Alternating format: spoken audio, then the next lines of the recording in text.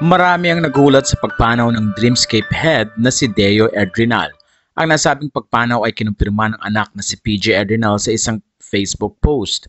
Dahil dito, maraming mga kapamilya stars ang nagbigay ng kanilang pakikiramay sa nasabing ABS-CBN executive. Narito ang mensahe ng singer at actress na si Angeline Quinto. Hindi ko alam paano mag-uumpisa. Durog na durog ang puso ko, Sir Deo, wala akong ibang gustong sabihin. Maraming salamat po sa inyo. Hindi lang bilang boss ko, ikaw ang naging pangalawang tatay ko. Sobrang pag-aalaga mo sa akin at sa pamilya ko. Ipagpapatuloy ko ang pagkanta ng mga awiting galing sa puso ko gaya ng lagi mong sinasabi sa lahat ng team song na ipinagkakatiwala mo sa akin. Mahal na mahal kita, Sir Deo. Iyakap po ako kay Mama Bob. I love you very much, DTE. Isang post din at mensaheng ibinigay ng ABS-CBN PR Instagram.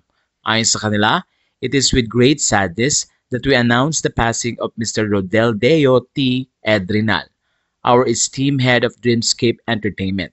His visionary leadership, brilliant mind, and dedication to the art of storytelling have left an indelible mark on our organization, as well as on the Philippine entertainment industry.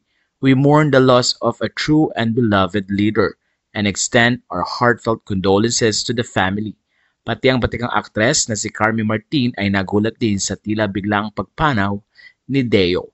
Paalam Sir Deo Edrinal, maraming salamat sa lahat ng magagandang alaala, gone too soon.